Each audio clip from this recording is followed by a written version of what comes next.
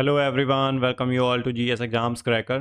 तो आज का जो हमारा टॉपिक रहेगा भाई, इस क्लास में हम 30 मोस्ट इम्पोर्टेंट एमसीक्यूज़ करेंगे जी के जीएस के। ठीक है। और ये क्वेश्चंस बार बार जो है एग्ज़ाम्स में पूछे जाते हैं। तो जो बच्चे एसएससी सीजीएल 2025 या फिर कोई और एग्ज़ाम जैसे कि सीडीएस आरआरबी का, तो आप सभी के लिए ये क्लास मोस्ट इम्पोर्टेंट रहेगी भाई।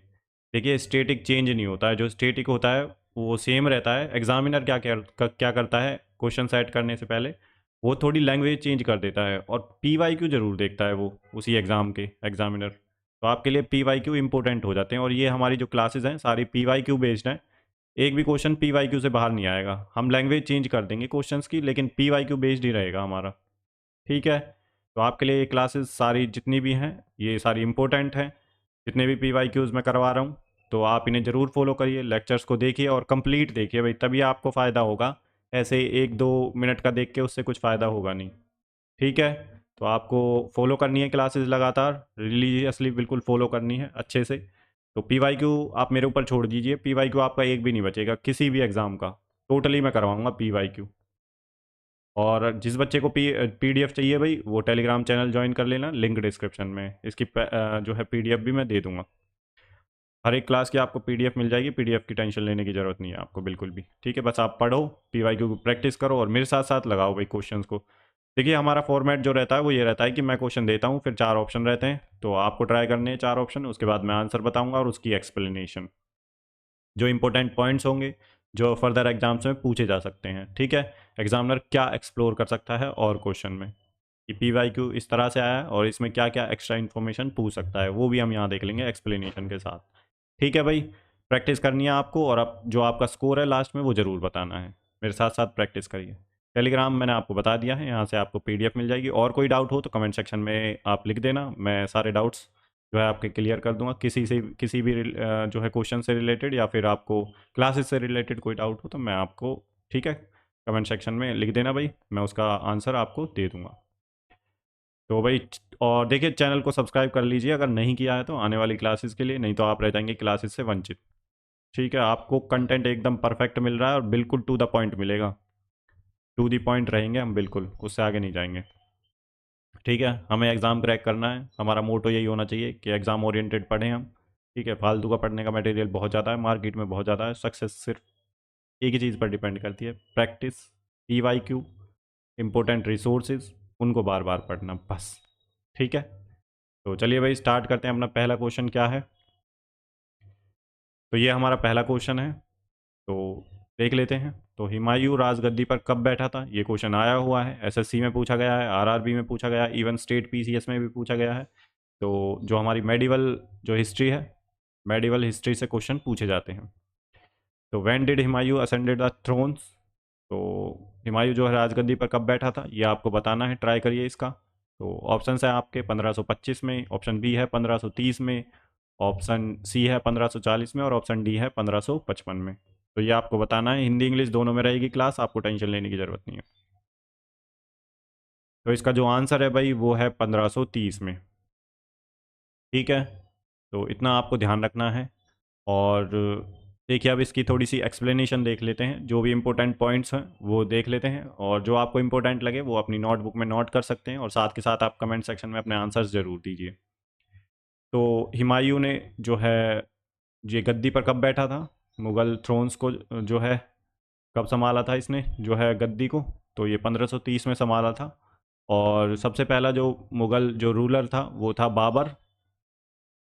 बाबर, जिसने जो है इब्राहिम लोदी को हराया था। पानीपत का जो फर्स्ट युद्ध हुआ था, पानीपत का फर्स्ट जो युद्ध हुआ था 1526 में हुआ था। ठीक है। और इस टाइम पे बाबर ने जो है इब्राहिम लोदी को हराया था। ये शॉर्ट फॉर्म में इब्राहिम लोदी है भाई, IL लिखा है जो मैंने।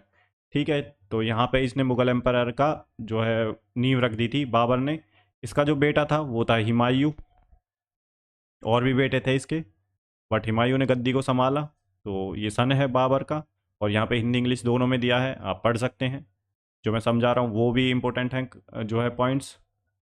तो सेकंड एम्पायर था मुगल एम्पायर का। ठीक है। तो इसने गद्दी तो संभाली थी 1530 में। उसके बाद शेर शाह सूरी से इसका युद्ध हुआ था, जो कि 1540 में हुआ था, 1540 में।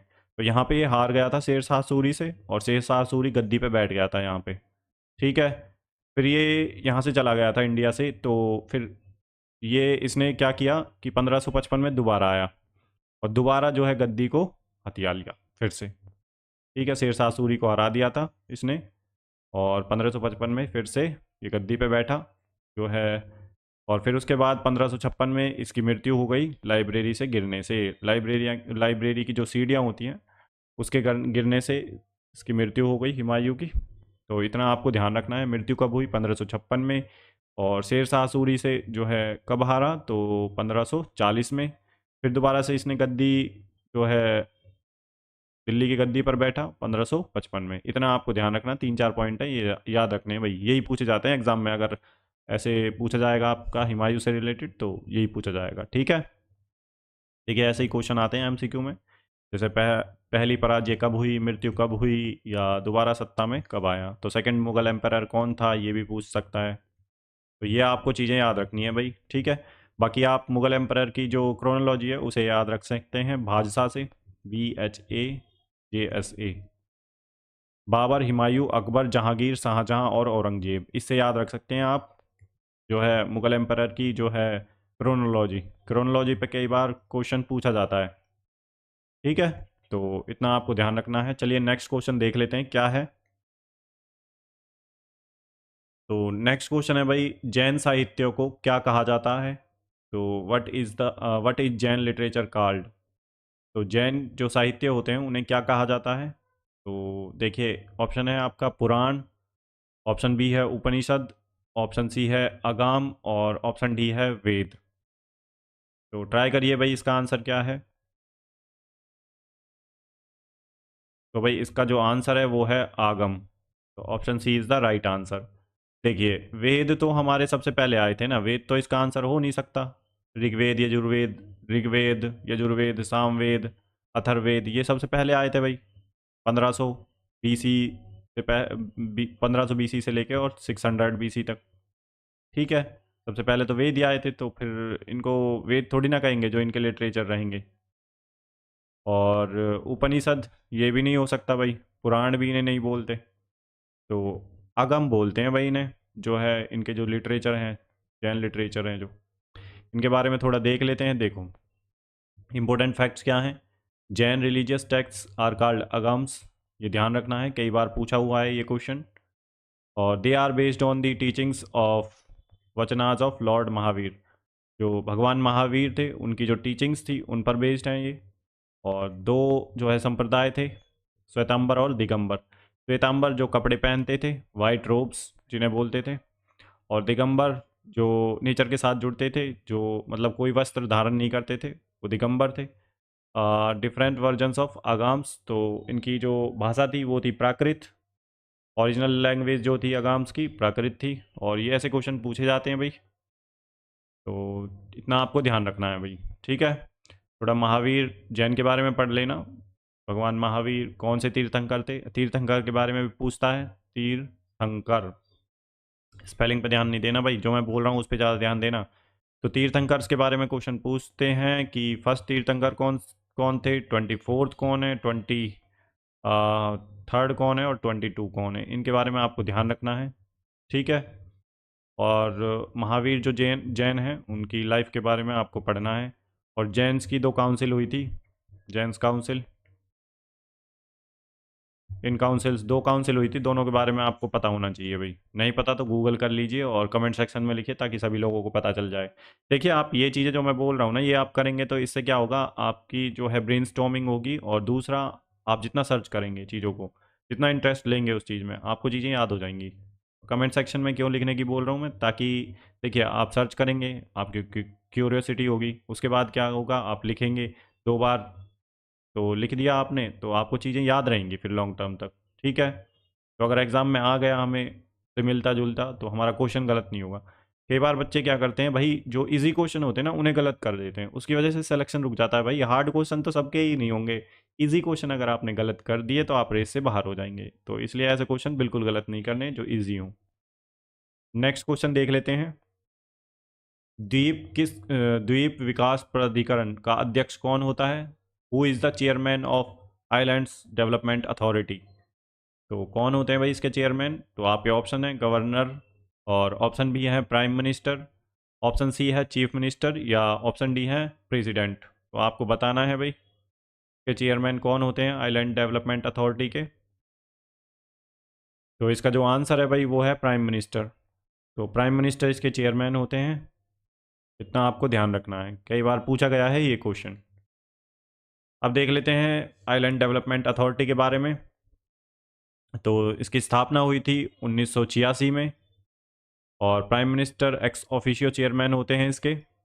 और ये काम करती है for sustainable development of island like Andaman and Nicobar Lakshadweep जो है, ठीक है, सस्टेनेबल डेवलपमेंट के ऊपर काम करती है ये। तो आइलैंड है। मीटिंग होती है हेल्ड अंडर नीति आयोग के अंदर, जो नीति आयोग प्लान करता है उसके अंडर इसकी मीटिंग होती है, ठीक है भाई। तो मोस्टली इम्पोर्टेंट तो यही है कौन इसका हेड होता है, और दूसरा ये कब बनाई गई थी, इतना आपको ध्यान रखना है, 1986 में। नेक्स्ट क्वेश्चन देख लेते हैं हमारा क्या है। क्वेश्चन नंबर 4 है, भारतीय ध्वज का निर्माता कौन है? तो who is the designer of the national flag? ये क्वेश्चन कम से कम 10 से 15 बार पूछा गया है, किसी न किसी एग्ज़ाम में पूछा ही जाता है ये क्वेश्चन। तो इसका जो ऑप्शन है, ऑप्शन ए है doctor Rajendra Prasad, option B है पिंगाली वेंकैया, ऑप्शन सी है गांधी जी, ऑप्शन डी है नेहरू जी। तो ट्राई करिए इसका जो आंसर है भाई कमेंट सेक्शन में ज़रूर दीजिए। तो इसका जो आंसर है वो है पिंगाली वेंकैया। तो option B is the right answer. अब देख लेते हैं थोड़ा सा के बारे में। तो he was a freedom fighter from Andhra Pradesh. ये भी क्वेश्चन पूछा गया है कहाँ से हैं, तो आंध्र प्रदेश से हैं थे पिंगाली जो है वेंकैया। और 1921 में गांधी जी को उन्होंने तिरंगे का प्रारूप प्रस्तुत किया। तो the flag was officially adopted, जो फ्लैग था हमारा जो है ऑफिशियली अडोप्ट किया था 22 जुलाई 1947 को अडोप्ट किया था, ठीक है भाई। 24 स्पोक्स होती हैं, अशोक चक्र होता है बीच में, और 3 कलर का होता है। तो इतना आपको पता होना चाहिए, रेशियो भी पता होना चाहिए भैया आपको, ठीक है, कि किस रेशियो में होता है जो हमारा तिरंगा होता है, जो फ्लैग होता है। तो इतना आपको पता होना चाहिए। नेक्स्ट क्वेश्चन देख लेते हैं क्या है भाई। क्वेश्चन नंबर 5 है, what happens to atmospheric pressure as altitude increase? तो ऊंचाई बढ़ने से वायुमंडलीय दाब पर क्या होता है? ऐसे जब एल्टीट्यूड बढ़ता है तो क्या होता है भाई, ये आपको बताना है। तो प्रेशर क्या, what happen to the atmospheric pressure, atmospheric pressure की बात कर रहा है। जैसे जैसे हम ऊंचाई पे जाते हैं, एल्टीट्यूड का मतलब होता है ऊंचाई पे जाना, ठीक है, ऊंचाई पे जाते हैं तो एटमॉस्फेरिक जो प्रेशर होता है उस पर क्या प्रभाव पड़ता है? ऑप्शन है आपके इंक्रीज होता है, ऑप्शन बी है डिक्रीज होता है, ऑप्शन सी है भाई सेम रहता है, या फिर ऑप्शन डी है आपका बिकम इरेगुलर। तो ट्राई करिए भाई, सही क्वेश्चन है ये, काफ़ी अच्छा क्वेश्चन है, ठीक है, कंसेप्चुअल है। तो इसका जो आंसर है भाई वो होगा डिक्रीज। देखिए, जो एटमॉस्फेरिक प्रेशर है, जब आप अर्थ है, ये अर्थ के जितना पास रहोगे उतना एटमॉस्फेरिक प्रेशर ज़्यादा रहेगा, क्योंकि एयर में गैसेज हैं काफ़ी ज़्यादा, तो यहाँ पे एटमॉस्फेरिक ज़्यादा ही रहेगा। जब इससे और ऊपर जाओगे तो यहाँ पे और कम रहेगा, ठीक है, air pressure.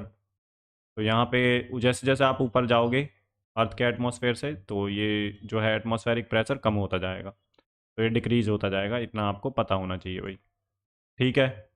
Air become thinner at higher altitude, atmospheric pressure drops due to lower air density. तो डेंसिटी कम हो जाती है भाई जैसे जैसे आप ऊपर जाते हैं। तो यहाँ पे oxygen mask are used in mountaineers due to low pressure. दो लो प्रेशर होता है इसलिए जो माउंटेनियर्स होते हैं वो ऑक्सीजन मास्क का उपयोग करते हैं। Airplanes use pressurized cabin to counter low pressure. तो ये सब चीज़ें आपको पता होनी चाहिए भाई, थोड़ी सी, कई बार ये क्वेश्चन पूछा गया है। नेक्स्ट क्वेश्चन है क्वेश्चन नंबर 6, विटामिन ए की कमी से कौन सा रोग होता है? तो which disease is caused by deficiency of vitamin A? तो ये क्वेश्चन भी 10 से 15 बार आ चुका है अलग अलग एग्जाम्स में, स्टेट पीसीएस में, एसएससी में, आरआरबी में, सीडीएस में, सब जगह पूछा गया है ये क्वेश्चन, और आता ही रहता है भाई ये। विटामिन डेफिशिएंसी जो है डिजीज़ पूछी जाती है भाई, डेफिशिएंसी जो डिजीज़ होती हैं उनके बारे में क्वेश्चन आता ही है बायोलॉजी से, ठीक है। तो आपके ऑप्शन है रिकेट्स, और ऑप्शन बी है स्कर्वी, ऑप्शन सी है नाइट ब्लाइंडनेस, और ऑप्शन डी है बेरी बेरी। तो इसका जो आंसर है भाई वो है आपका नाइट ब्लाइंडनेस। तो विटामिन ए की कमी से नाइट ब्लाइंडनेस हो जाता है। अब देख लेते हैं, vitamin A is essential for healthy vision. तो एक हेल्दी हेल्दी विजन के लिए जो है विटामिन ए असेंशियल है। Deficiency cause difficulty seeing in low vision. अगर विटामिन ए की कमी हो जाए तो जो लो विजन है उसमें देखने में डिफ़िकल्टी होती है भाई। तो नाइट ब्लाइंडनेस बोलते हैं इसे। और इसकी जो मुख्य स्रोत हैं, विटामिन ए की कमी हो जाए तो विटामिन ए देखिए कैरेट में होता है, मिल्क में होता है, ग्रीन लीफी वेजिटेबल्स में होता है, ठीक है। और सीवियर डेफिशिएंसी हो जाए तो कैन कोज जीरोप्थेल्मिया। तो विटामिन ए की कमी से जीरोप्थेल्मिया भी हो जाता है। बट आपको यही याद रखना है, नाइट ब्लाइंडनेस जो रतौंधी होती है यही कई बार एग्जाम में पूछी गई है भाई, ठीक है। नेक्स्ट क्वेश्चन देख लेते हैं अपना, क्वेश्चन नंबर 7। तम्बाकू निषेध दिवस कब मनाया जाता है? तो when is world tobacco day observed? तो ये आपके ऑप्शंस हैं, 30 अप्रैल, 31 मई, 1 जून या 15 जुलाई। तो ट्राई करिए, इसका आंसर क्या है भाई? तम्बाकू निषेध दिवस, नो टम्बाको डे। तो इसका जो आंसर है भाई वो है आपका 31 मई। Option B is the right answer, ठीक है। तो ये क्वेश्चन भी काफ़ी बार पूछा गया है। WHO ने स्टार्ट किया है भाई ये अवेयरनेस कैंपेन, जो कि पहली बार ऑब्जर्व किया था 1988 में। और इसका उद्देश्य क्या है? तंबाकू के जो हानिकारक प्रभाव हैं उनके प्रति जागरूकता बढ़ाना, ठीक है। Aim to raise awareness about tobacco related harms. तो इसकी जो थीम थी 2023 की, जो है हर साल अलग थीम होती है, ये तो पता ही है भाई, हमें भी पता है। तो 2024 की और 2025 की याद रखनी है भाई। 2025 की ज़रूर याद रखनी है, ये 2023 की है, we need food not not tobacco. तो 2025 की थीम क्या है ये आप मुझे बताएंगे कमेंट सेक्शन में। 2025 की थीम, ठीक है भाई, क्या थी? Each year has new themes. तो ये तो पता है भाई, ठीक है, तो इतना आपको पता होना चाहिए। बाकी ये सब नहीं पूछता है, वैसे पूछेगा नहीं ये। थीम पूछ सकता है आपसे, और इसके अलावा जो इन्होंने क्वेश्चन पूछा है नो टबाको डेज के बारे में पूछता है क्वेश्चन, ठीक है भाई। तो नेक्स्ट क्वेश्चन देख लेते हैं अपना क्या है। तो क्वेश्चन नंबर 8 है, विद्युत चुंबक किससे बना होता है? तो which material is used to make an electromagnetic? तो इलेक्ट्रो जो मैग्नेट होती है किससे बनी होती है ये आपको बताना है। ऑप्शन है आपके हार्ड आयरन, और ऑप्शन बी है सॉफ्ट आयरन, ऑप्शन सी है स्टील, और डी है कॉपर। तो क्या है इसका आंसर? ट्राई करिए भाई। तो ये बनी होती है भाई सॉफ्ट आयरन से। Option B is the right answer. जो इलेक्ट्रोमैग्नेट होती है सॉफ्ट आयरन से बनी होती है। इलेक्ट्रोमैग्नेट्स को जल्दी मैग्नेटाइज और डैमेज नाइट किया जा सकता है, डैमेज नाइट किया जा सकता है magnetite. Electromagnets can be quickly magnetised and demagnetised. Demagnetise है भाई ये, डैमैग्नेटाइज नहीं है। कई बार प्रोनाउंसिएशन में दिक्कत हो जाती है, ठीक है। तो ह्यूमन एरर है भाई, ज़्यादा टेंशन ना लें इस बात की। तो electromagnets can be quickly magnetised and demagnetised. तो इसलिए सॉफ्ट आयरन का प्रयोग होता है क्योंकि यह लचीला होता है। Soft iron used due to its high magnetic permeability. तो यूज़ कहाँ पे होता है ये?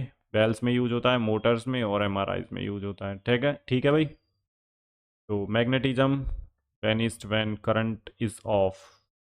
तो वेनिस हो जाता है जब करंट बंद होता है, जो चुंबकीय शक्ति समाप्त हो जाती है। तो इसका भाई आपको ध्यान रखना है, बस क्वेश्चन ही ध्यान रखना है। Which material is used to make electromagnets? तो सॉफ्ट आयरन होता है ये। बाकी सॉफ्ट आयरन जो होता है वो, जो इलेक्ट्रोमैग्नेट्स होते हैं वो क्विकली मैग्नेटाइज्ड हो जाते हैं और डीमैग्नेटाइज्ड, ठीक है। यूज़ तो नहीं पूछेगा भाई इसका। नेक्स्ट क्वेश्चन देख लेते हैं हम क्या है। क्वेश्चन नंबर 9 है, महात्मा गांधी दक्षिण अफ्रीका से भारत कब लौटे थे? तो when did Mahatma Gandhi return to India from South Africa? तो कब आए थे भाई? ऑप्शंस आपके दिए हैं, तो ट्राई करिए भाई इसका आंसर क्या है। तो इसका जो आंसर है वो है भाई ऑप्शन बी, 1950 15।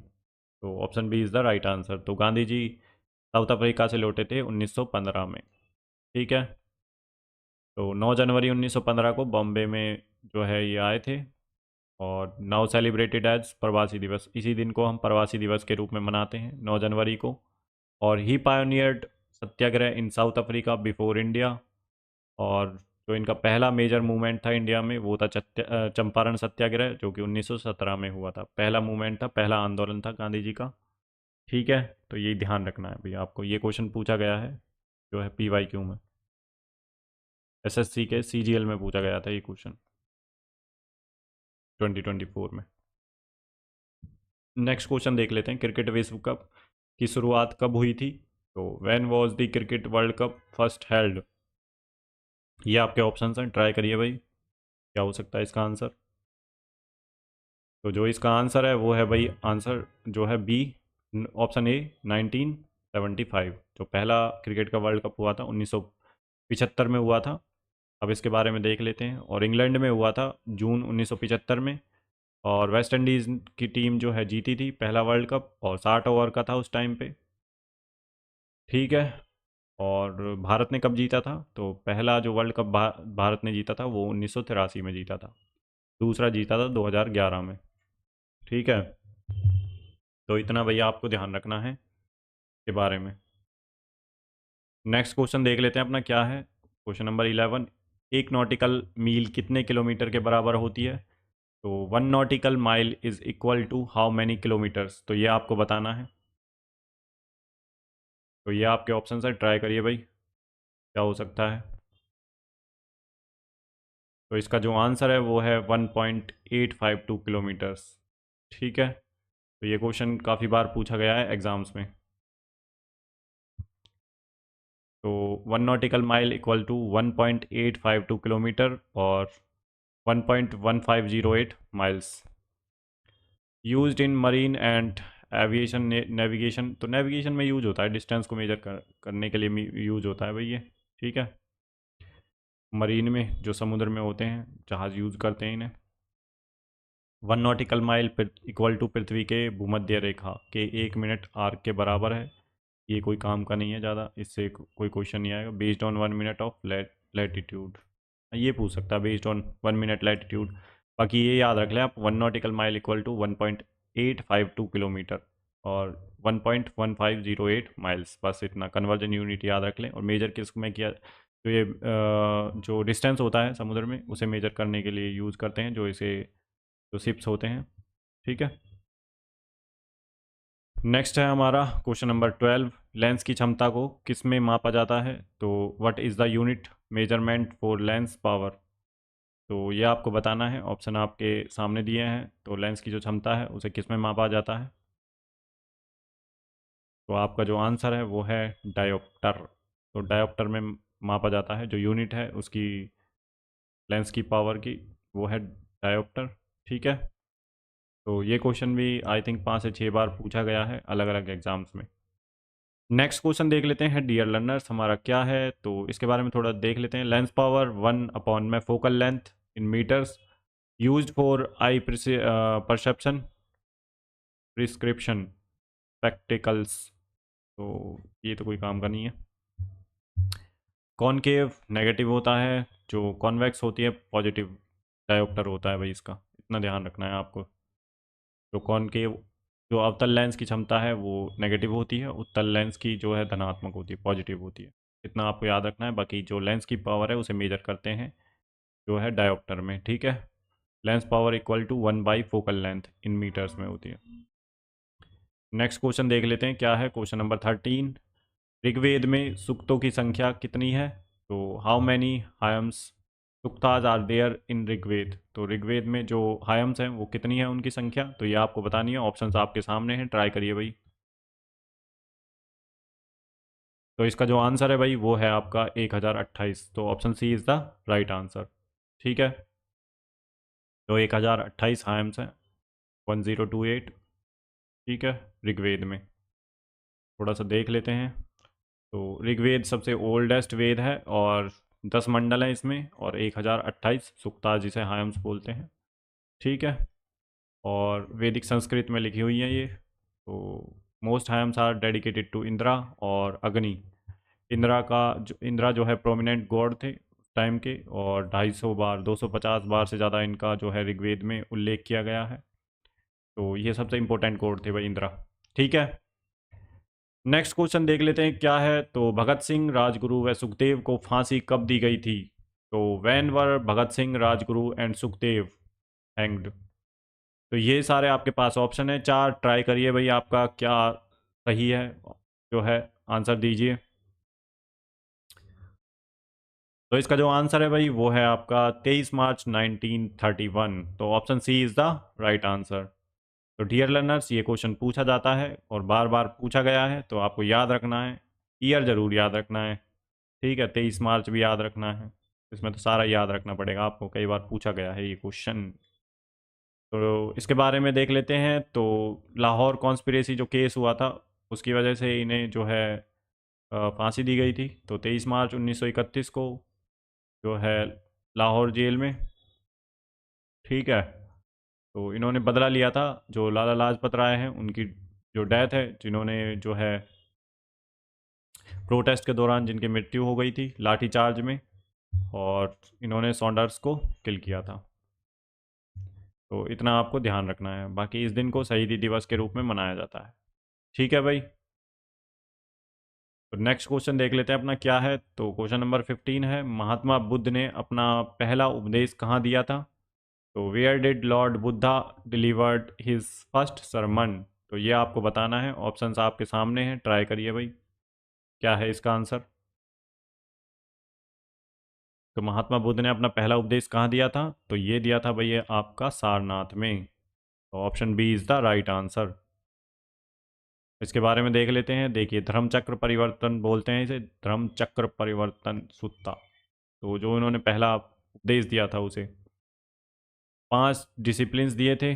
ठीक है, और सारनाथ कहाँ पे है? वाराणसी में, यूपी में। तो यहाँ पे इन्होंने पहला उपदेश दिया था, धर्म चक्र परिवर्तन बोलते हैं जिसे, और 5 डिसिप्लिन्स दिए थे बुद्धा ने। ठीक है, तो वो आपको पता होने चाहिए पाँचों के पाँचों। नेक्स्ट क्वेश्चन है हमारा, कोपा अमेरिका का संबंध किससे है? तो Copa America is related to which sports? तो ये भैया आपको बताना है किससे संबंधित है, ऑप्शन आपके सामने है, ट्राई करिए इसका जो आंसर है क्या है। तो इसका जो आंसर है वो है भाई फुटबॉल। तो कोपा अमेरिका फुटबॉल से संबंधित है। ठीक है, ओल्डेस्ट इंटरनेशनल फुटबॉल टूर्नामेंट है साउथ अमेरिका का, जो साउथ अमेरिका की राष्ट्रीय टीमें हिस्सा लेती हैं इसमें, साउथ अमेरिका का नहीं है। South American teams like Brazil, Argentina compete करती हैं। फर्स्ट कोपा अमेरिका हुआ था 1916 में, और इनागुरल एडिशन 1916 में ही था। ठीक है, ऑर्गेनाइज किसने करवाया था? तो ये करवाया था कॉनम बॉल ने। तो साउथ अमेरिका फुटबॉल कन्फेडरेशन है कॉन एम मी बॉल, CONMEBOL। तो ऐसे याद रख सकते हैं आप, बाकी इसे याद रखने की ज़रूरत नहीं है, बस इतना ही ध्यान रख ले कोपा अमेरिका किससे संबंधित है बस। ठीक है, नेक्स्ट क्वेश्चन है, ये बस थोड़ी सी इन्फॉर्मेशन दे रखिए ताकि आपको चीज़ें बस याद रहें, जो मेन पॉइंट है वो याद रहे। क्वेश्चन नंबर 17 है, कास्टिक सोडा का रासायनिक नाम क्या है? तो what is the chemical name of caustic soda? तो ये आपके ऑप्शन है, ट्राई करिए भाई क्या हो सकता है इसका answer. Chemical name of caustic soda, तो ये है भाई आपका sodium hydroxide. Option C is the right answer. ठीक है, कास्टिक सोडा का नाम है, ये काफ़ी बार पूछा गया है ये जो है क्वेश्चन। कास्टिक सोडा का जो फॉर्मूला है वो है NaOH। ठीक है, और स्ट्रॉन्ग अल्कली बेस है ये, यूज़ होता है सॉप में, पेपर में, केमिकल इंडस्ट्रीज़ में यूज़ होता है, इतना आपको पता होना चाहिए। फॉर्मूला भी आपको पता होना चाहिए भाई। नेक्स्ट क्वेश्चन है हमारा, अम्ल का स्वाद कैसा होता है? तो what is the taste of acid? तो एसिड का जो स्वाद होता है, टेस्ट होता है, वो कैसा होता है भाई? ट्राई करिए, ये आपके सामने ऑप्शंस हैं। तो इसका जो आंसर है वो है भाई सोर। तो खट्टा जो है टेस्ट होता है अम्ल का, तो ये तो सबको ही पता होगा भाई, एसिड्स कैसे होते हैं, तो खट्टा ही होते हैं एसिड्स। ठीक है, तो पीएच जो स्केल होता है उसमें आप मुझे बताएंगे, 0 से 14 तक होता है। बीच में 7 होता है, तो कौन सा एसिडिक होता है और कौन सा बेसिक होता है इसमें से। ठीक है, रीडिंग बताएंगे आप मुझे एसिड और बेसिक बेसिक की। तो बेसिक जो क्षारीय जो होता है वो कौन सा होता है और अम्लीय कौन सा होता है, कितने से कितने रीडिंग तक अम्लीय होता है और किस रीडिंग के बीच में बेसिक होता है। ठीक है, किस तरफ उसकी एसिडिटी बढ़ेगी और किस तरफ उसकी बेसिसिटी बढ़ेगी, यह आपको बताना है कमेंट सेक्शन में।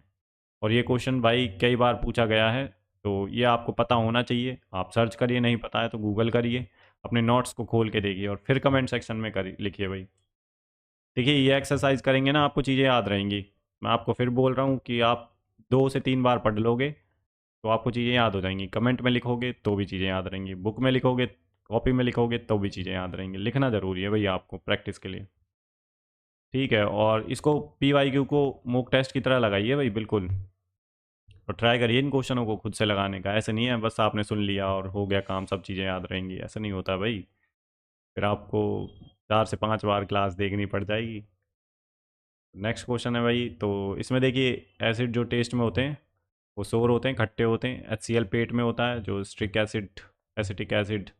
कॉमन नेम क्या है? Hydrochloric, citric acid, acetic.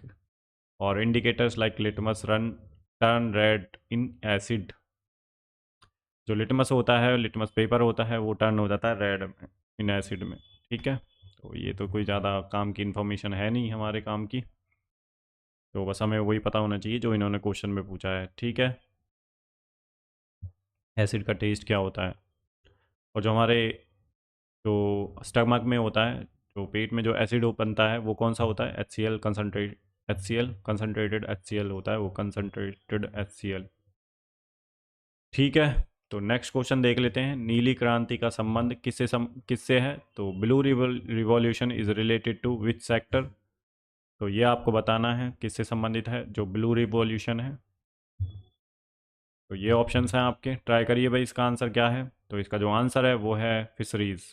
Option C is the right answer. तो ये क्वेश्चन भी पूछा जाता है भाई, पोल्ट्री से जो है कौन सी क्रांति संबंधित है, डेयरी से कौन सी, वाइट रिवॉल्यूशन जो है डेयरी से संबंधित है, दूध से। ठीक है, एग्रीकल्चर से ग्रीन रिवॉल्यूशन, ग्रीन रिवॉल्यूशन। तो इनके बारे में थोड़ा सा भाई आपको पता होना चाहिए, कई बार क्वेश्चन पूछ लेते हैं और इजी क्वेश्चन होते हैं ये। तो ये इसके बारे में थोड़ा सा देख दे रखा है भाई। 1970 में स्टार्ट हुआ था इंडिया में। ठीक है, फिश प्रोडक्शन को इंक्रीज़ करने के लिए। जब फिश के लिए है तो फिश प्रोडक्शन को इंक्रीज़ करने के लिए होगा ही होगा भाई। फादर कौन है ब्लू रिवॉल्यूशन के? डॉक्टर अरुण कृष्णा स्वामी। तो इतना आपको ध्यान रखना है भाई। ठीक है, नेक्स्ट क्वेश्चन देख लेते हैं क्या है भाई हमारा। तो जामा मस्जिद को किसने बनवाया था? तो हु बिल्ट जामा मस्जिद इन दिल्ली। तो दिल्ली की बात कर रहा है, जामा मस्जिद को किसने बनवाया? ऑप्शन हैं आपके ये, तो ट्राई करिए भाई इसका आंसर क्या है। तो इसका जो आंसर है वो है भाई आपका Shahjahan. Option C is the right answer. Shahjahan ने बनवाई थी जो जामा मस्जिद है दिल्ली में। ठीक है, तो इसकी डेट वेट याद रखने की ज़रूरत नहीं है, ये भी कोई काम का नहीं है। और मुग़ल आर्किटेक्चर में बनी हुई है, ये तो पता ही है, जब मुग़ल थे तो मुग़लों ने अपन मुग़ल आर्किटेक्चर ही होगा वो। शाहजहाँ ने और क्या बनवाया था? ताजमहल बनवाया था, रेड फोर्ट बनवाया था, इतना भी ध्यान रखना है आपको। नेक्स्ट क्वेश्चन है हमारा, भारतीय संविधान को कब अंगीकार किया गया था? तो when was the Indian constitution adopted. इतना आपको बताना है। ऑप्शंस आपके आपके सामने हैं, तो ट्राई करिए भाई। तो इसका जो आंसर है वो है 26 नवंबर 1949 को। तो option C is the right answer. जो हमने अडॉप्ट किया था वो जो है 26 नवंबर 1949 को किया था, लेकिन हमने लागू कब किया था? तो लागू किया था हमने 26 जनवरी 1950 को। यहाँ से जो है लागू हुआ था हमारा जो कॉन्स्टिट्यूशन है, कमेंसमेंट डेट आपकी यही है, 26 जनवरी 1950। ठीक है, और 26 जनवरी को हम मनाते हैं रिपब्लिक डे की तरह, रिपब्लिक डे की तरह। और 26 जनवरी ही क्यों चुना हमने? क्योंकि भाई 26 जनवरी को 1929 में लाहौर जो सेशन हुआ था, लाहौर सेशन, जिसको हेड किया था जो है जवाहरलाल नेहरू जी ने हेड किया था। तो यहाँ पे हमने जो है पूर्ण स्वराज डिक्लेयर कर दिया था, पूर्ण स्वराज। ठीक है, तो रावी रिवर पर हमने अपना जो है तिरंगा फहराया था, वह फ्लैग को अनफर्ल किया था। तब से ही जो है ये डेट इम्पोर्टेंट है। तो इसीलिए हमने जो अपना कॉन्स्टिट्यूशन है वो लागू किया था 26 जनवरी 1950 को। ठीक है, एडॉप्ट तो हमने कर लिया था 26 जनवरी 1949 को। तो इतना आपको ध्यान रखना है इस स्टोरी के बारे में। और लाहौर सेशन इंपॉर्टेंट हो जाता है भाई। तो अडॉप्ट किया था कॉन्स्टिट्यूएंट असेंबली ने 26 नवंबर 1949 को। केम इन टू फोर्स 26 जनवरी 1950 को। रिपब्लिक डे की तरह मनाते हैं हम इसे, रिपब्लिक डे। ठीक है, और it is the supreme law of India. तो ये इंपॉर्टेंट पॉइंट है, दो डेट्स हैं, आप याद रख सकते हैं भाई। नेक्स्ट क्वेश्चन देख लेते हैं। भारत का प्रथम विधि निर्माता किसे माना जाता है? तो who is considered the first law giver of India? तो ये आपके ऑप्शंस हैं भाई, ट्राई करिए भाई, आपका क्या आंसर है कमेंट सेक्शन में ज़रूर दीजिए। तो इसका जो आंसर है वो है भाई मनु। मनु जो है फर्स्ट लॉ गिवर है इंडिया के, इन्हें माना जाता है पहला लॉ गिवर। ठीक है, विधि निर्माता। नेक्स्ट क्वेश्चन जो इसके बारे में देख लेते हैं भाई थोड़ा सा। तो Manusmriti is the oldest legal text in India. तो सबसे पुराना जो लीगल टेक्स्ट है वो मनुस्मृति है। और Manu is considered the first law giver, पहला लॉ गिवर माना जाता है। और covers laws, ethics, duties of caste. तो इतना आपको ध्यान रखना है, इंपॉर्टेंट पॉइंट है, तीनों याद रख लें भाई। नेक्स्ट क्वेश्चन है, एशिया का प्रथम इंजीनियरिंग कॉलेज रुड़की किस राज्य में है? तो in which state of Asia's first engineering college Roorkee located? तो एशिया का पहला जो है इंजीनियरिंग कॉलेज रुड़की कहाँ स्थित है? तो ये आपके ऑप्शन है भाई, ट्राई करिए भाई। तो रुड़की कहाँ पे है ये आपको पता होना चाहिए, तो आप इसका आंसर आसानी से निकाल लेंगे। तो इसका जो आंसर है भाई वो है Uttarakhand. Option C is the right answer. ठीक है, नेक्स्ट क्वेश्चन और इसके बारे में देख लेते हैं। तो देखिए 1847 में ब्रिटिश रूल के टाइम पे इसकी स्थापना हुई थी।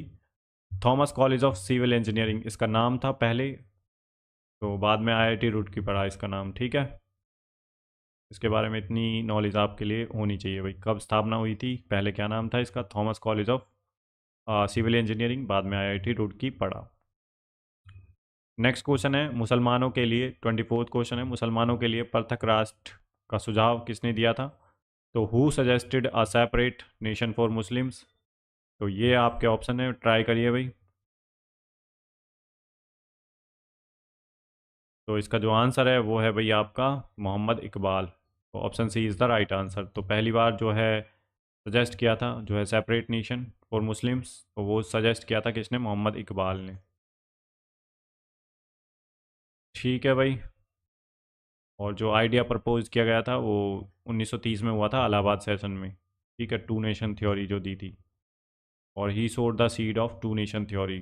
मोहम्मद इकबाल का नाम ध्यान रखें भैया आप, पूछा जा सकता है ये। Rahmat Ali coined the term Pakistan in 1933।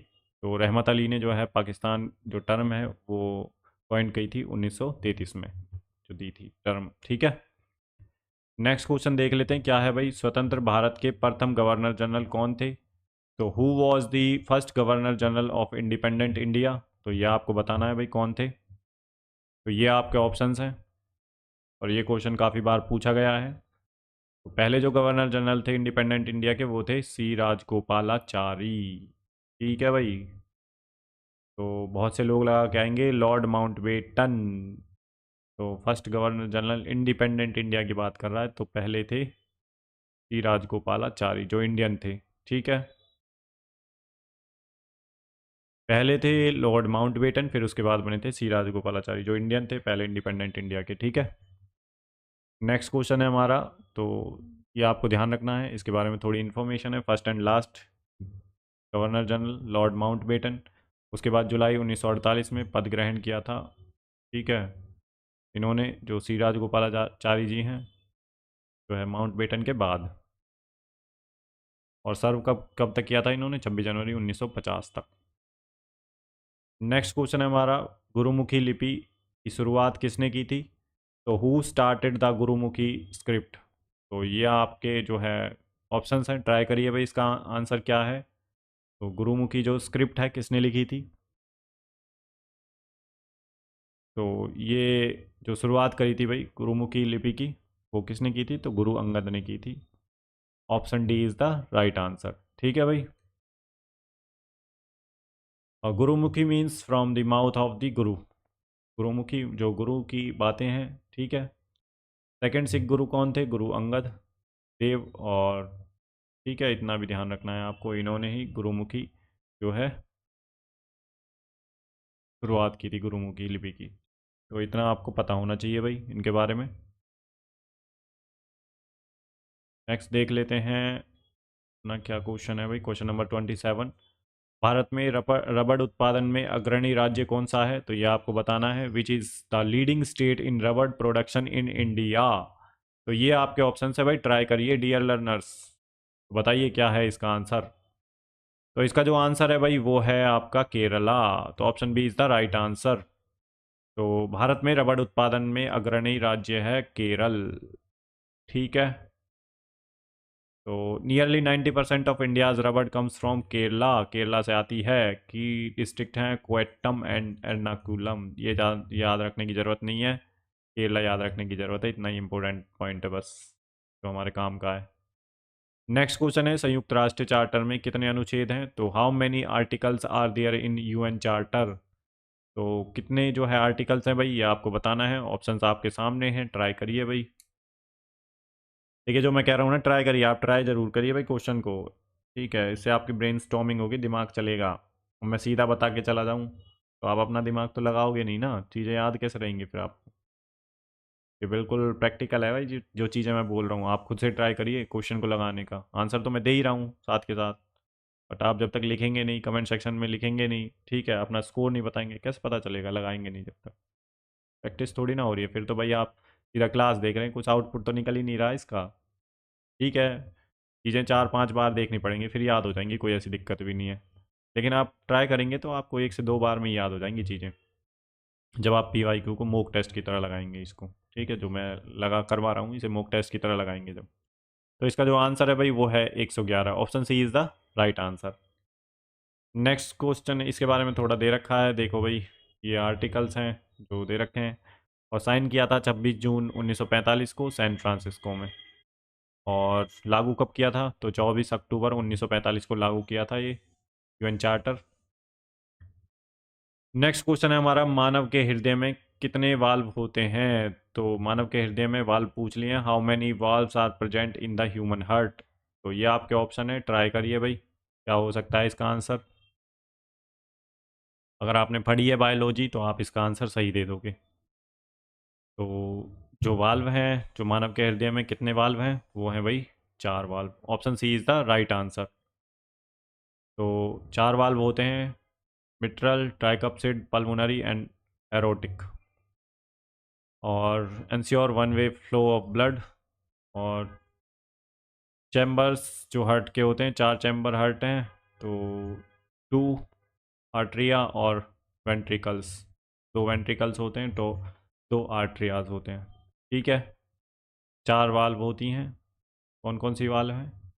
Mitral, tricuspid, pulmonary और एरोटिक वाल्व। तो इनका ध्यान रखना है भैया आपको, कई बार क्वेश्चन पूछा गया है इनके ऊपर, वाल्व के ऊपर भी पूछ लिया और कितने चैम्बर हार्ट होता है इसके बारे में भी पूछ लिया। तो इवन आपको देखिए फ्रॉग का याद रखना है, बर्ड्स का याद रखना है कितने चैम्बर हार्ट होते हैं, और जो रेप्टाइल्स होते हैं उनका भी पता होना चाहिए भाई। कई बार पूछ लेते हैं आपसे कि में कितने चैम्बर हार्ट हैं। ठीक है, किसी भी आपको जीव जंतु का नाम दे देगा, उसमें आपसे पूछ लेगा कितने चैम्बर हार्ट हैं। नेक्स्ट क्वेश्चन है हमारा, क्वेश्चन नंबर 30, लास्ट क्वेश्चन है। पृथ्वी की सतह से सबसे निकट वायुमंडलीय परत कौन सी है? Which is the closest atmospheric layer to the earth surface? तो ये आपको बताना है, ये आपके ऑप्शंस हैं। तो ट्राई कर सकते हैं भाई, स्ट्रेटोस्फियर है, ट्रोपोस्फियर है, मीजोस्फियर है, थर्मोस्फियर है। तो बताइए भाई क्या है इसका आंसर। ये हमारी अर्थ है। तो यहाँ पे लेयर कौन सी है, इसके ऊपर लेयर कौन सी है, ये कौन सी है और ये कौन सी है? बताइए भाई। तो यहाँ पे होती है EIMST से याद रख सकते हैं आप। ट्रोपोस्फियर, स्ट्रेटोस्फियर, मीजोस्फियर, आयनोस्फियर और एक्जोस्फियर। ठीक है, ऐसे याद रख सकते हैं। तो सबसे पास वाली कौन सी हो गई? तो सबसे पास वाली हो गई है थर्मोस्फियर, नहीं ट्रोपोस्फियर, सॉरी। ट्रोपोस्फियर सबसे जो है अर्थ के जो सबसे पास वाली होती है वो होती है। ठीक है, तो इसका जो आंसर है वो है ट्रोपोस्फियर। तो इतना आपको पता होना चाहिए। इंपॉर्टेंट पॉइंट देख लेते हैं। लोएस्ट लेयर है। वेदर अकर होता है कितने किलोमीटर से? 8 किलोमीटर पोल्स पे होती है और 18 किलोमीटर इक्वेटर पे होती है। इतना आपको पता होना चाहिए। क्लाउड्स, रेनफॉल, जो बादल बनते हैं वो सब इसी लेयर में बनते हैं, जो वेदरल एक्टिविटीज़ होती हैं भाई सारी। ठीक है। तो डियर लर्नर्स, हमारे यहाँ पे 30 क्वेश्चंस जो है हमने कंप्लीट कर लिए हैं। आप मुझे कमेंट सेक्शन में बताइए लिख के कि आपका स्कोर कितना रहा। स्कोर इम्पोर्टेंट है भाई। क्या आपने जो है खुद से ट्राई किया? तो अगर किया है तो अपना स्कोर बताइए। अगर आपका स्कोर 25+ आ रहा है, इतने टफ क्वेश्चन बिल्कुल नहीं है, ये इजी क्वेश्चन है। तो अगर आपका स्कोर 25 से अबव आ रहा है तो आप राइट डायरेक्शन में हैं, सही है आपकी प्रिपरेशन है। अगर आपका 25 से कम आ रहा है तो थोड़ा और मेहनत करने की ज़रूरत है भैया आपको। ठीक है। तो क्वेश्चंस हमारे सारे PYQ बेस्ड हैं। इसके अलावा मैंने 1000 जो क्वेश्चन है उसकी सीरीज चल रही है। 7 से 8 लेक्चर आ चुके हैं। तो अब डेली लेक्चर आए, डेली क्लासेस आ रही हैं भैया। आपको PYQ बेस्ड ही हैं हमारी सारी क्लासेस। डियर लर्नर्स, मैं आपको इस बात को वेरी क्लियरली समझा दूं कि PYQ बेस्ड है हमारी सारी क्लासेस। बाकी जो करंट अफेयर्स की हैं वो भी मैं ले आऊँगा। और देखिए कौन कहाँ कैसे कब ये सब अपॉइंटमेंट वगैरह, ठीक है, ये सब भी मैं करा दूंगा। इसमें कोई ज़्यादा टाइम नहीं लगेगा। इसके लेक्चर भी ले आऊँगा मैं एक एक करके। तो आप क्लासेस को कंप्लीट देखिए और ट्राई करिए मेरे साथ जो है क्वेश्चंस को लगाने का। हमारा फॉर्मेट ये, आप मुझे कमेंट सेक्शन में बताइए भाई, ये फॉर्मेट ठीक है ना जो मैं ये करवा रहा हूँ? कि पहले मैं आपको जो है क्वेश्चन दिखा रहा हूँ, फिर जो है अपने ऑप्शंस देख के आप खुद ट्राई कर रहे हैं, फिर मैं आपको आंसर दे रहा हूँ। मुझे ये फॉर्मेट सही लग रहा है क्योंकि इससे होगी आपकी ब्रेन और जितना ब्रेन होगी उतना आपका दिमाग चलेगा, सिर्फ चीज़ों को रटेगा नहीं। ठीक है। ये सही लग रहा है मुझे। बाकी आने वाली क्लासेस के लिए चैनल को सब्सक्राइब कर लें अगर नहीं किया है तो, और अपने दोस्तों के साथ शेयर करें ताकि उन्हें भी इन क्लासेस का फ़ायदा हो। और अगर क्लास अच्छी लगी हो तो हमारे एफ़र्ट्स आप लोगों के लिए हैं सारे। तो अगर आपको सही लग रहा है एफ़र्ट तो आप लाइक करना बिल्कुल ना भूलें। और PDF के लिए टेलीग्राम चैनल को ज्वाइन कर लें, लिंक डिस्क्रिप्शन में दे दूंगा। बाकी 1000 क्वेश्चंस की जो सीरीज चल रही है उसे भी आप देख सकते हैं, ज्वाइन कर सकते हैं। ठीक है भाई। तो चलिए मिलते हैं नेक्स्ट क्लास में, तब तक के लिए अपना ध्यान रखिए। गुड बाय, जय हिंद।